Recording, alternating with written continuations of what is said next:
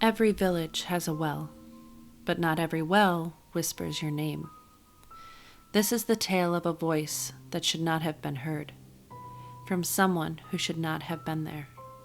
This is Whispers from the Well.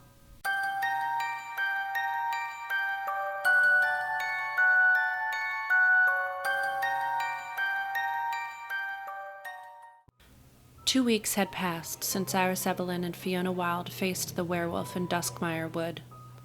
Life in Gravestone Hollow had mostly returned to normal, except for the whispers. Not about the sisters this time, but about the well. It started humming, one baker claimed. Voices echoing at night, said a farmer's wife. My son says he heard his grand's lullaby down there, muttered the cobbler.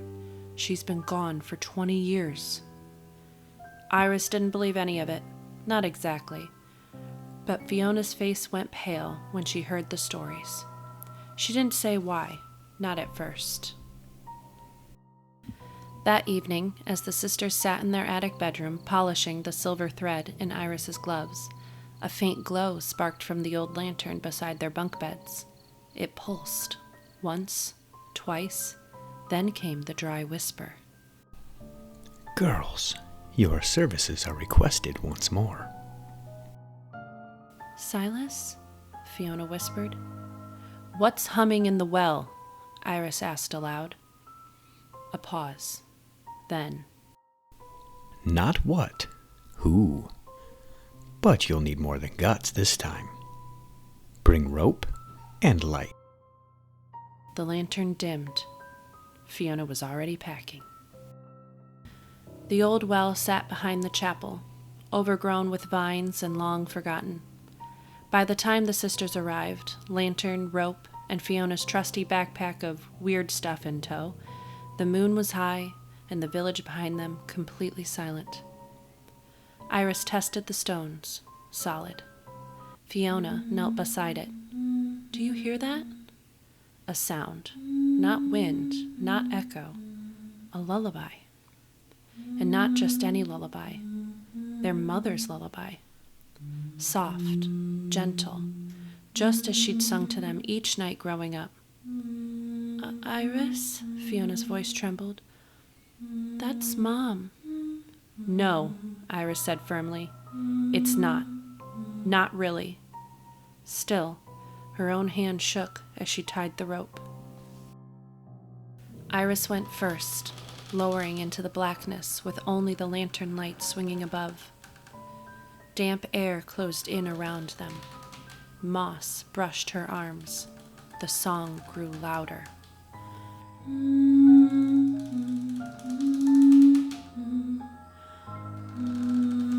Fiona followed, whispering to herself. Just a weird echo. Just a trick. But when they hit the bottom, it wasn't dry. Not quite.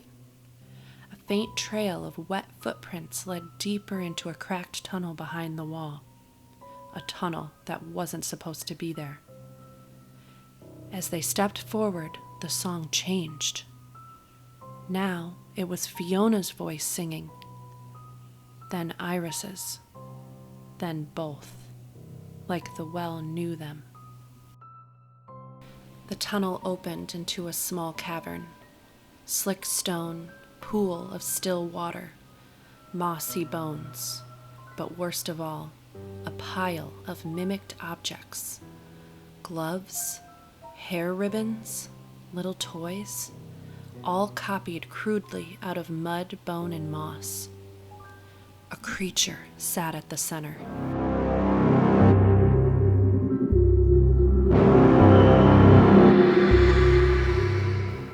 Almost human-shaped, but wrong.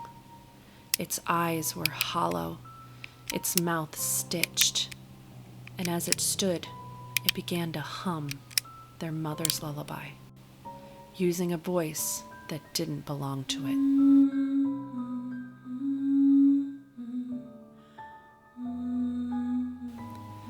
Fiona froze. I can't move. Iris, the creature hissed, using their mother's voice. Come home, girls. Bedtime. Iris pulled Fiona behind her. Fiona, focus. That's not Mom. I know, Fiona whispered, but it feels like her. The mimic stepped forward, mouth unhinging, its skin shifting to look like their mother. Close your eyes, Iris warned. Fiona obeyed, then reached into her backpack and hurled a glitter smoke bomb at the mimic. It shrieked, the sound unnatural, metallic. It reeled back. Iris lit a torch and flung it into the pool. The water hissed and steamed. The mimic shrieked again. Light, Iris shouted. It can't stand it. Fiona pulled the lantern forward, dousing the mimic in silver light. The creature melted backward, shrieking as its stolen lullaby dissolved into garbled croaks. But just before it fled through a crack in the wall, it hissed in their mother's twisted voice. You don't belong here. Then it was gone. The silence after the mimic's shriek was deafening. The silver light still lingered in the air, pulsing faintly from the lantern in Fiona's grip. On the damp stones where the creature had vanished, something shimmered. Fiona knelt, brushing away a smear of black sludge. There, resting alone, was a silver locket, identical to the one their mother wore. She picked it up carefully. Iris, she whispered, holding it out. It left this behind. Iris took the locket and opened it slowly. Inside, nothing, no photo, just a faint echo of a lullaby, warped and broken, playing for half a second before dying away. Let's keep it, Iris said, her voice steady but quiet. A reminder. Fiona nodded. She slipped the false locket into her satchel. The sisters didn't speak again as they turned toward the rope. They climbed back up in silence. Shimmy, Fiona's paint horse, was waiting. Ears flat, visibly disturbed. The village was still asleep. But the sisters were different now. That thing knew her song, Fiona finally said. It knew us, Iris replied. Silas said the world needs hunters. But I think these things, they know we're coming. That night, as they sat by the lantern, the glow returned.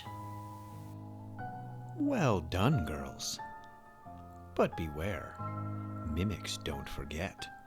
You've left a scent on the wind now. Others will come. Iris stared out the window toward Duskmire. Fiona held her mom's real music box in her lap.